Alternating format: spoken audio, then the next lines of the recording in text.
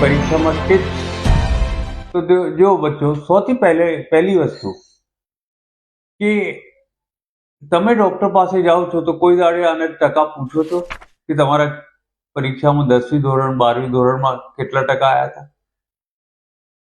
ટકા ઉપરથી ડોક્ટર નક્કી કરો છો કે ડોક્ટરના વ્યવહાર અને નોલેજ ઉપરથી નક્કી કરશો? નોલેજ અને વ્યવહાર ઉપર, બરોબર?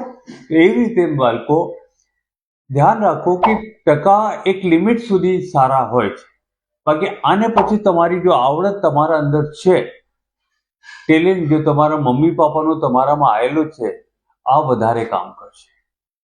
તો જ્યારે આ તમે સમજી જશો તો તમે જો અત્યારે ભણવામાં તમને કેટલો ફેર પડી જશે. અને ટેન્શન કરવું હોય તો વિચાર કરેલો, મારે તો 100% આવવા જોઈએ, મારે તો 90% આવવા જોઈએ.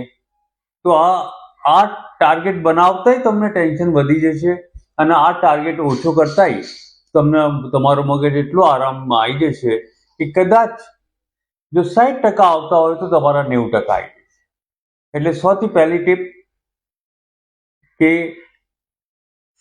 ફક્ત માર્ક્સ જવાબદાર હોય છે સારા માણસ માટે, આ મિથ, આ માનવાનું તોડ, તો તમે બિલકુલ ફ્રી થઈ જશો. અને પછી જો કેટલો સરસ ભણવામાં મન લાગે છે કે 10 પછી 11 પછી કે 12 પછી આગળ ભણવા માટે તમારે સારા ટકા જોઈએ. આની તમારે ટીપ જોઈએ. બહુ સરસ સવાલ છે. મારા વાળા મિત્રો, તમને એક સાથે 10 કામ આપી દઉં કરવા માટે તો શું થશે? અને કહી દઉં કે 5 કલાકમાં પૂરો કરવાનો, તમને આરામ નહીં આપું તો શું થાય? બરોબર? અને હવે 5 કલાકમાં પૂરા કરવા છે અને હું કહું કે 10 મિનિટમાં એક કામ કરો, 10 કે 15 મિનિટમાં, પછી 5 મિનિટ આરામ કરો, પછી 15 મિનિટમાં એક કામ કરો, પછી 10 મિનિટ આરામ કરો. એક સબ્જેક્ટ વાંચો, પછી આરામ કરો, એક પેજ વાંચો, પછી આરામ કરો, એક પેજ વાંચો, પછી આરામ કરો. તો શું થશે? શું ફેર પડશે? સીધો આનો ટકાવારી ઉપર ફેર પડશે. ભણવામાં સૌથી વધારે આપણું મગજ વાપરાય છે, અને મગજમાં બી જ્યારે આપણે કન્સન્ટ્રેટ કરીએ છીએ તો આપણી મગજની ઓક્સિજન વપરાઈ જાય છે.